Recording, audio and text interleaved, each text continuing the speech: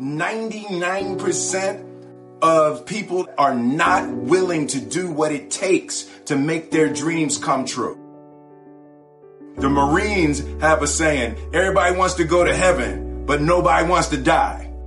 The center of bringing any dream into fruition is self-discipline. You know, something as simple as food and eating. It's not about your body as much as it is about your mind. It's getting command of your mind to be able to choose actions that are in your own best interest.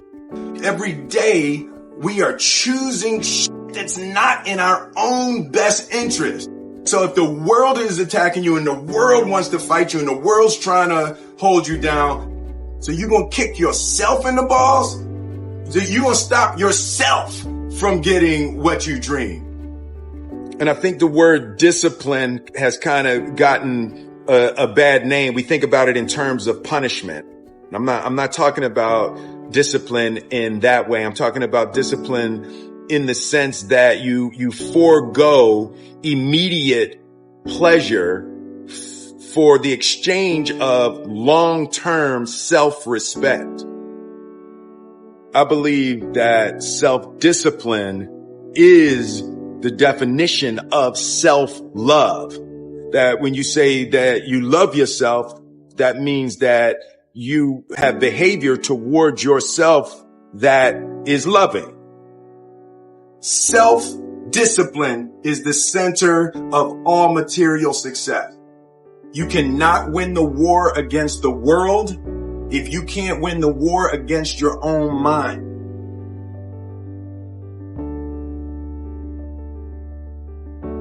Self-love is when you say to yourself, man, look, I know you and that girl got a real connection. I know y'all vibe, but that's your girl's cousin. So I love you too much to let you do that.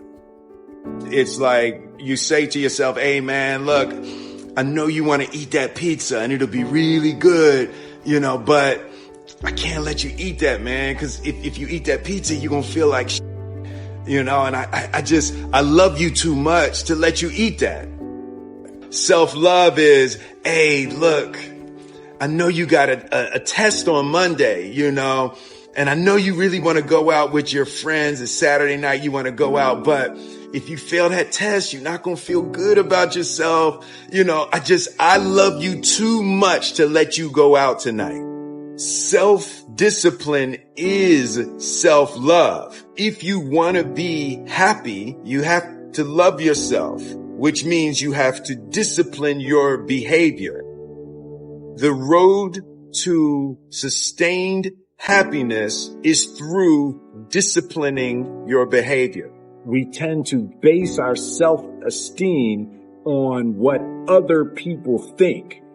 And that's not really self-esteem. Self-esteem is supposed to be how we feel about ourselves. And I was just saying how dangerous it is to allow other people to determine how you're going to feel about you.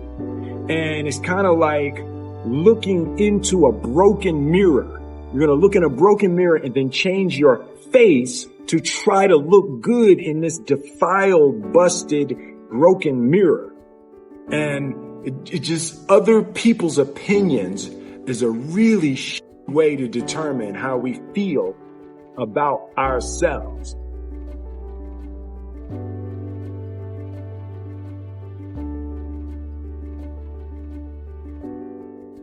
It don't matter whose fault it is that something is broken if it's your responsibility to fix it. For example, it's not somebody's fault if their father was an abusive alcoholic, but it's for damn sure their responsibility to figure out how they're going to deal with those traumas and try to make a life out of it.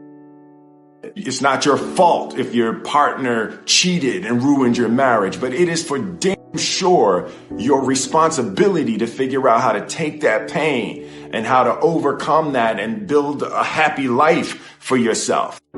Fault and responsibility do not go together. It sucks, but they don't. When something is somebody's fault, We want them to suffer. We want them punished. We want them to pay. And we want it to be their responsibility to fix it. But that's not how it works, especially when it's your heart.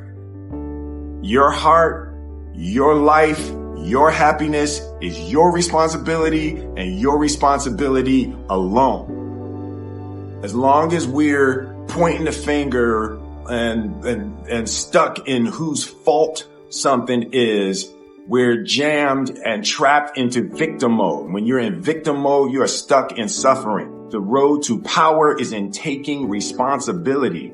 Your heart, your life, your happiness is your responsibility and your responsibility alone. You can make a person smile. You can make a person feel good. You can make a person laugh. But whether or not a person is happy is deeply and totally and utterly out of your control. The prerequisite for spending time with any person is that they nourish and inspire you.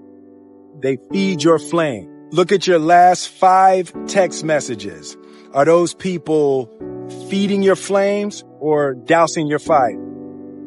Put your phone down for just a second and look around. Look to the people around you. Are those people throwing logs on your fire or are they pissing on it?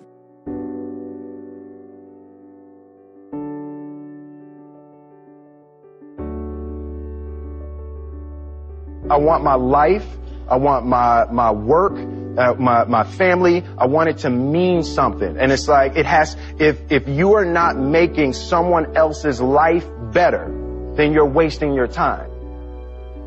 The separation of talent and skill is one of the greatest misunderstood concepts for people who are trying to excel, who have dreams that want to do things. Talent you have naturally. Skill is only developed by hours and hours and hours of beating on your craft. You don't try to build a wall. You don't set out to build a wall. You don't say, I'm going to build the biggest, baddest, greatest wall that's ever been built. You don't start there. You say, I'm going to lay this brick as perfectly as a brick can be laid. There will not be one brick on the face of the earth that's going to be laid better than this brick that I'm going to lay in this next 10 minutes. And you do that every single day. And soon you have a wall. And soon you have a wall. And I think psychologically, the advantage that gives me over a lot of people that have been in competition with in different situations is it's difficult to take the first step when you look how big the task is.